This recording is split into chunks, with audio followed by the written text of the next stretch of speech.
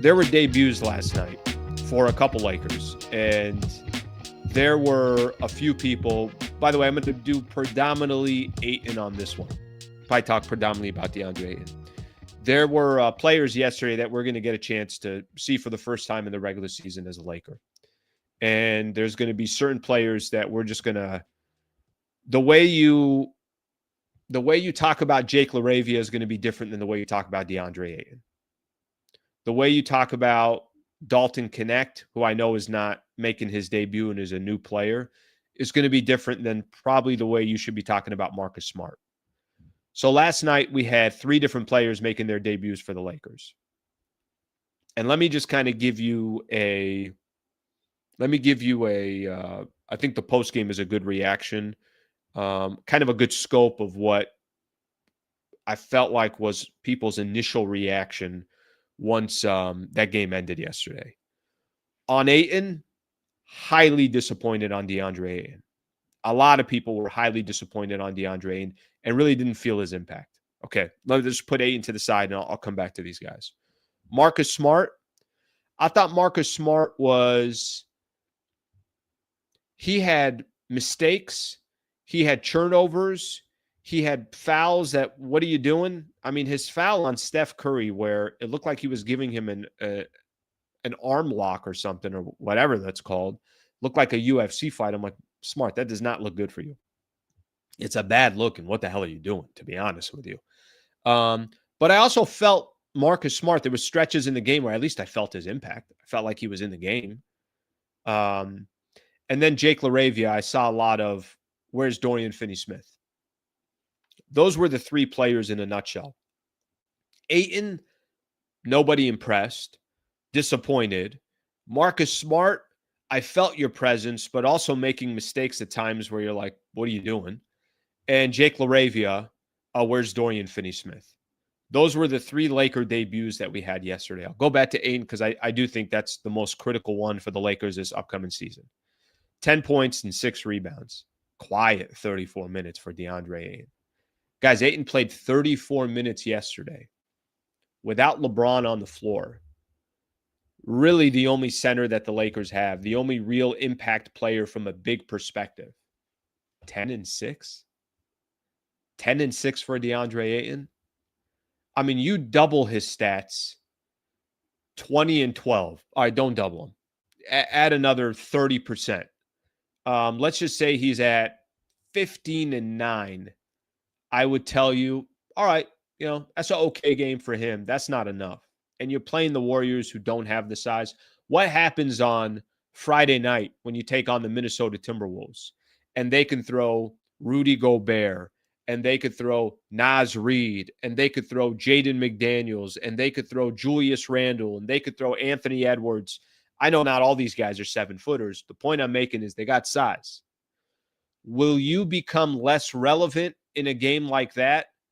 I mean, if there's a game where we should be feeling DeAndre Ayton's presence, isn't that against the Golden State Warriors? Isn't it a game like this? One of the things, and I'm not trying to make any comparisons to AD, and frankly, AD's gone, so there's no reason to talk about him. But one of the things we always knew, and one of the reasons why we always knew the Lakers will eventually beat the Golden State Warriors, they had no answer for AD. They had no answer for the Lakers big. And Anthony Davis wasn't doing this against every team out there, but he would feast against the Warriors. Yeah, that ain't enough. Now, Ayton had some positive things to say in the post game, and he's like, "Look, we're moving in the right direction." To be honest with you, I thought a lot of the interviews in the post game too, nobody was overly concerned. It's like, all right, yeah, we lost the first game, we'll move on, we'll be fine. That's the vibe that I got from the post game yesterday, listening to the interviews while I was doing the show. But that was really disappointing for DeAndre Ayton because a lot of us know that the Lakers, there's no risk in signing DeAndre Ayton.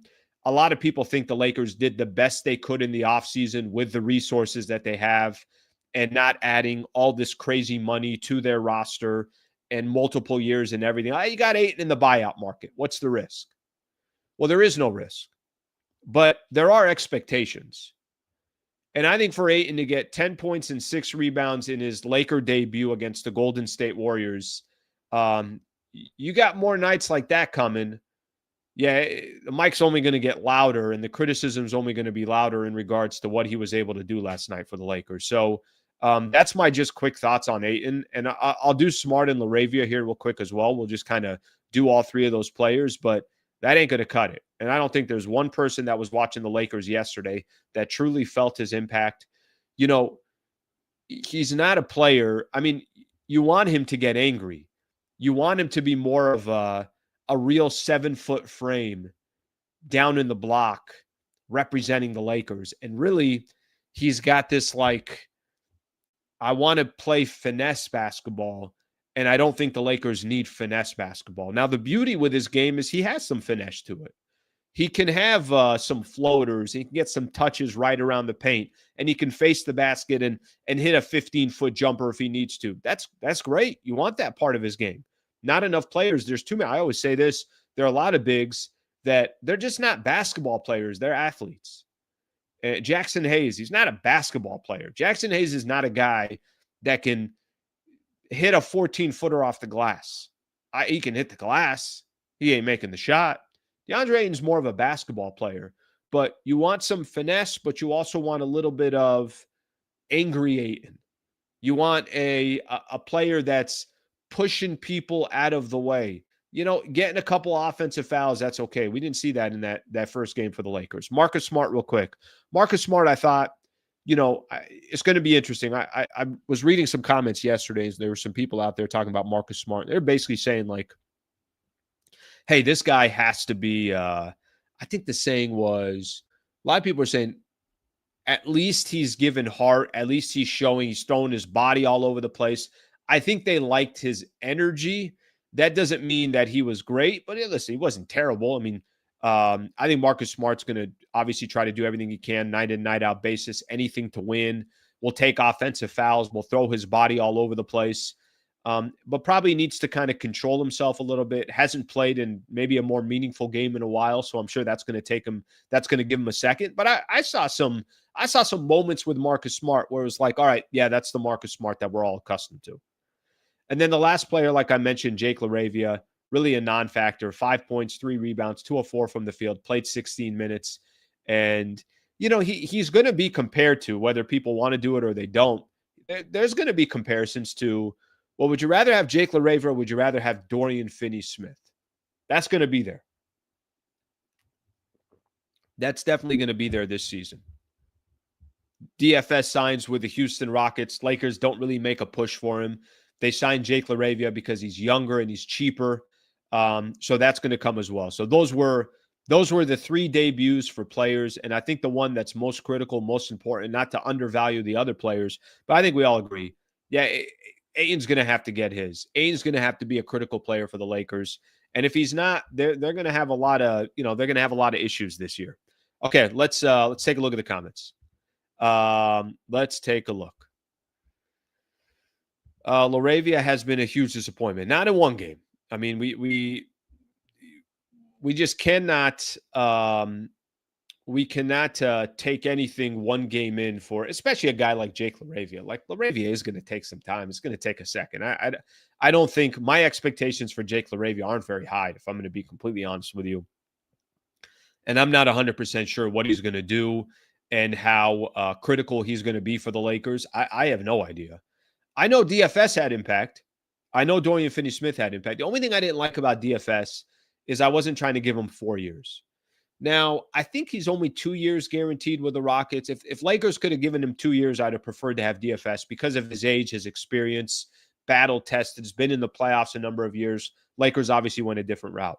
But LaRavia is going to need time. The difference with Jake LaRavia and a guy like DeAndre Ayton is LaRavia is not, LaRavia doesn't have, he definitely doesn't have 6 years of experience and battle tested and all these opportunities in the playoffs kind of go up and down this list of what Jake LaRavia is, right?